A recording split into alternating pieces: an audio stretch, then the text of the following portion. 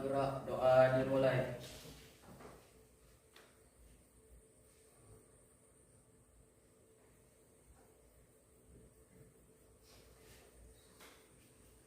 Selesai. Malikin nas, ilahin nas, min syarril waswasil khannas, allati Pembelajaran kita pada hari ini berjalan dengan lancar dan ilmu yang kita dapat menjadi berkah. Ibu mau absen dulu. Siapa yang tidak hadir pada hari ini? Ya Bu, Ini ada semua. Iya. Alhamdulillah. Ya, kita mulai pelajaran pada hari ini. Dengan pembelajaran hari ini, tujuannya adalah yang pertama menjelaskan dengan pembelajaran program based learning, ya. Mudah-mudahan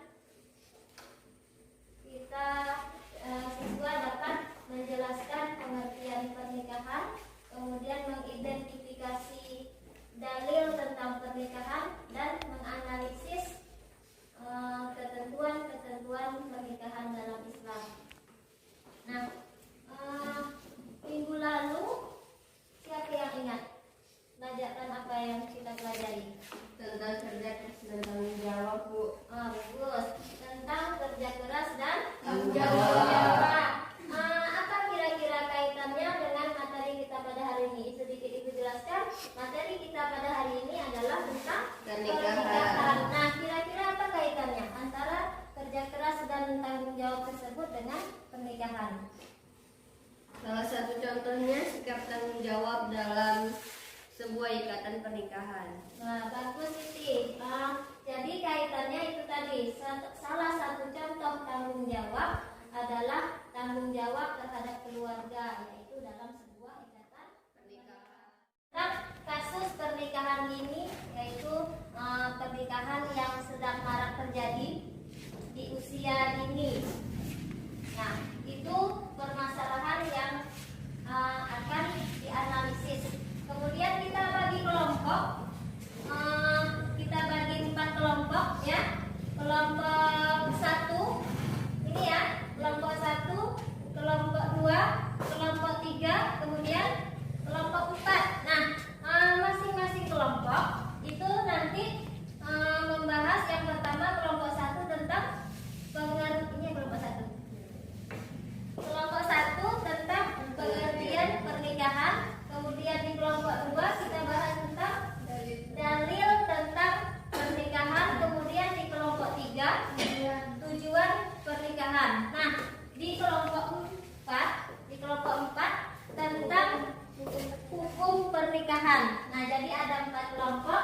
Silakan dianalisis apa pengertian pernikahan, kemudian dalil-dalilnya apa saja, tujuan pernikahan apa saja, kemudian hukum-hukumnya, ya.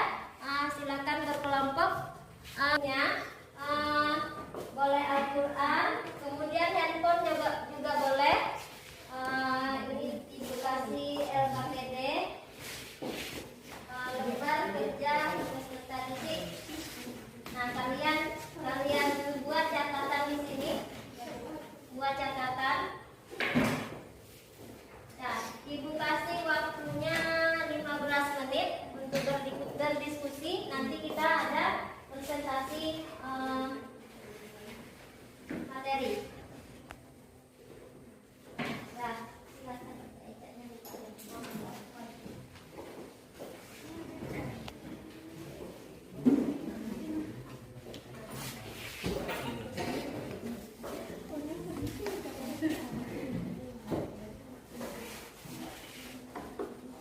Ya, boleh menggunakan handphone untuk mencari bahan di Google.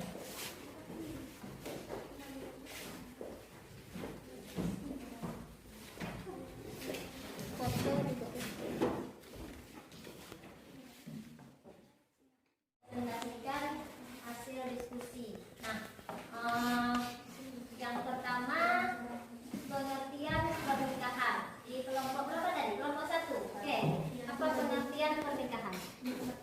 nikah secara bahasa yakni mengumpulkan, menggabungkan atau menjodohkan antara laki-laki dan perempuan untuk bersuami istri dengan kata pernikahan. Sedangkan menurut syariat, nikah berarti akad yang menghalalkan pergaulan antara laki-laki dan istri yang bukan mahramnya dan menimbulkan hak antara masing-masing. Oke, bagus. Kelompok 1 itu pengertian pernikahan menurut kelompok 1. Nah, ada yang ingin menambahkan kelompok lain? Ada? Ya, kelompok 3. Menurut saya nikah ialah akad serah terima antara laki-laki dan perempuan dengan tujuan saling memuaskan satu sama lainnya dan untuk membentuk sebuah bahtera rumah tangga yang sakinah mawaddah dan warahmah. Oke, bagus. Kelompok 3. Ada lagi? Kelompok 4. Oke. Menurut saya pernikahan adalah proses pengikatan janji suci antara kaum laki-laki dan perempuan. Oke. Nah, kelompok 1, kelompok 3 dan kelompok 4 sudah menjawab tentang pengertian pernikahan. Jawabannya betul sekali. Jadi itu pengertian pernikahan. Kemudian lanjut dalil-dalil tentang pernikahan. Ya, dalil-dalil tentang pernikahan yang dibahas oleh kelompok 2. Oke, silakan kelompok 2.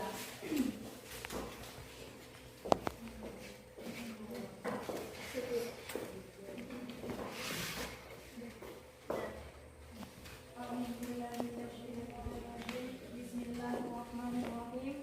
Wallahu ja'ala lakum min anfusikum azwajan wa ja'ala lakum min azwajikum banina wa khafadatan wa razaqakum minat thayyibat afabil batili yu'minuna nabini nawa bini matillahi hum yakfurun. Artinya Allah menjadikan bagimu pasangan suami istri dari jenis kamu sendiri dan menjadikan anak dan cucu bagimu dari pasanganmu serta memberimu rezeki yang baik. Mengapa mereka beriman kepada yang batil dan mengingkari? Diperhatikan ke depan. Membatasi hak anak-anak atas pendidikan, kesehatan, penghasilan, keselamatan, kemampuan, dan juga membatasi status dan peran anak. Dari sisi kesehatan sendiri, perkawinan usia dini bisa berdampak sangat buruk karena anak belum memiliki kesiapan organ tubuh untuk mengandung dan juga melahirkan. Jadi kalau misalnya kita lihat bahwa tidak hanya secara fisik, tapi juga secara mental. Jadi mental ini bisa berdampak tingginya kasus atau angka perceraian, kemudian bahkan KDRT. Kalau untuk fisik sendiri tidak hanya untuk ibu. Bagaimana hukum pernikahan ini?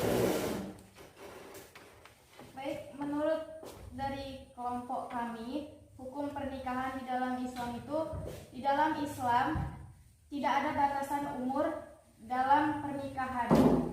Asal dia sudah balik diizinkan untuk menikah. Karena jika sudah sama-sama suka disegerakan menikah karena untuk menghindari zina. Oke, bagus. Kelompok 2. Itu alasan kelompok 2 boleh. Artinya Islam tidak ada larangan untuk melakukan pernikahan di kelompok. Oke. Ada yang lain?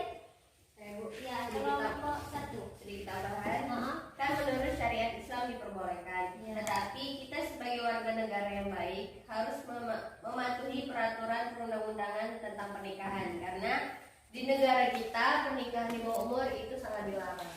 Oke, bagus. Kelompok 1. Beri tepuk tangan.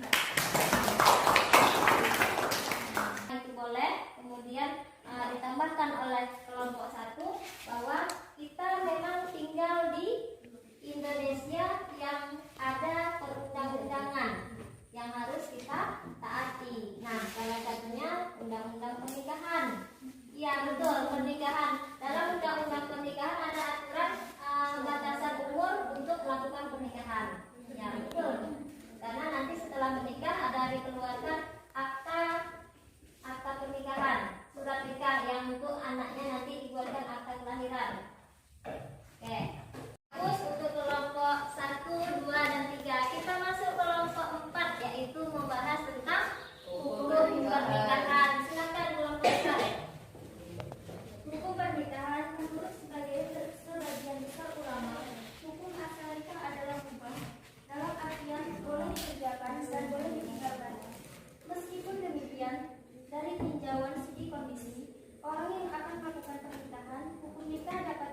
menjadi wajib, sunnah, makruh, dan haram.